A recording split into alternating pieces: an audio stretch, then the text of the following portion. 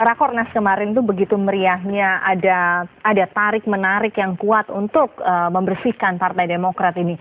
Tapi ternyata itu tidak terjadi. Anda membaca apakah ini ada kompromi tertentu oleh pihak mana saja, oleh kubu mana? Iya, saya kira jelas ya kalau kita membaca dalam perspektif faksionalisme ya, faksi-faksi kubu-kubu yang bertarung di internal Partai Demokrat, isu KLB yang sempat mencuat, misalnya ada statement dari Sekretaris Dewan Pengurus Daerah Jawa Tengah Partai Demokrat mengusulkan agar Anas Baningrum dinonaktifkan dan PLT-nya ganti Ibu Ani Yudhoyono waktu itu sempat diusulkan.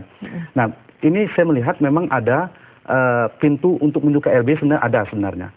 Kalau di ADRT Partai Demokrat itu kan di pasal 100 ayat 3 sampai 4 itu kalau nggak salah mengatakan KLB bisa diusulkan oleh 2/3 jumlah DPD se-Indonesia plus setengah DPC se-Indonesia. Atau ini seimbang oleh Majelis Tinggi Partai. Nah, artinya ini ada kartu truf kalau misalnya Pak SBY mau betul-betul menggunakan isu KLB misalnya melalui Majelis Tinggi.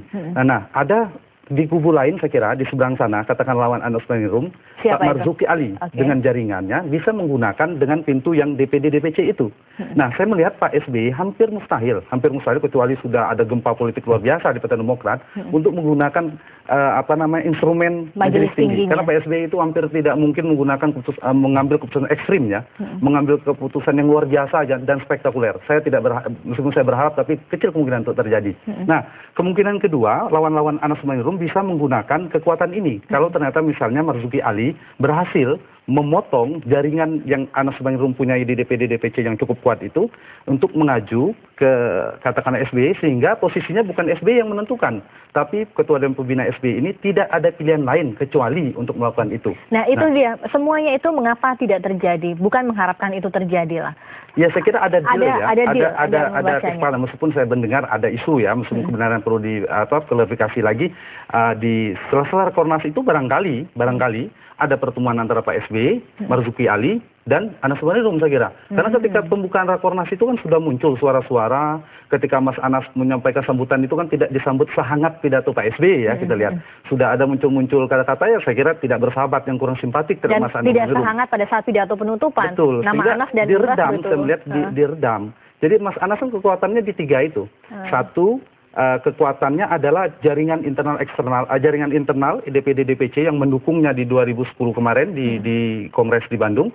Kemudian yang kedua kekuatannya adalah popularitas dan elektabilitas didukung oleh publik. Mas Anas muda dan seterusnya. Kemudian 3 pendanaan saya kira. Yang inilah saya kira konteksnya aliansi dia dengan Nazarudin kalau yang diduga yang disampaikan Nazarudin itu benar ya.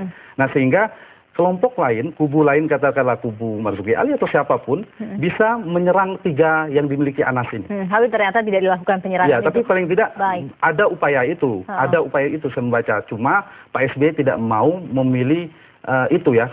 Kita nggak tahu apakah Pak SBY sangat hati-hati, tidak mau terjadi katakanlah efeknya sangat besar terhadap internal Partai Demokrat atau ada sebab-sebab lainnya. Oke, Pak Ikrar. Ya, terus terang ya, kita berharap bahwa KPK itu benar-benar independen ya.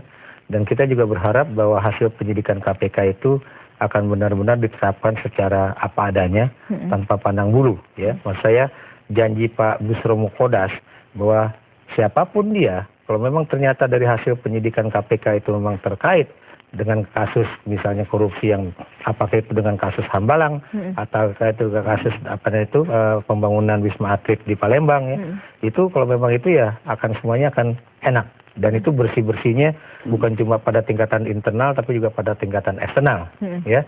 Nah, tapi kalau kita lihat ya bahwa apa arti kata dari 3 itu ya, maksudnya konsolidasi, perbaikan dan kemudian peningkatan kinerja.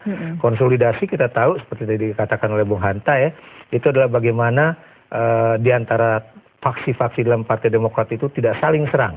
Dan itu yang makanya itu menurut saya berhasil bukan karena deal-deal politik menurut saya ya, tapi lebih banyak karena mungkin tekanan-tekanan politik dari SBY sendiri supaya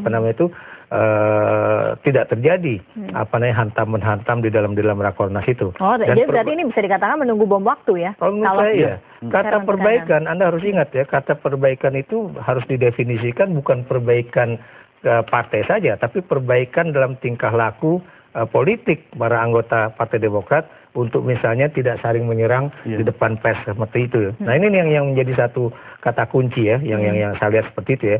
Dan kemudian barulah bagaimana meningkatkan kinerja ya, yang tadi pagi juga saya dengan Anas di TV ini juga, di Metro TV, misalnya bagaimana kinerja dalam pemilu kada, kinerja dalam mempersiapkan pemilu 2014 ya, dan sebagainya. Tapi menurut saya konsolidasi yang terjadi dalam Rakornas di Sentul itu adalah konsolidasi yang semu. Kenapa semu?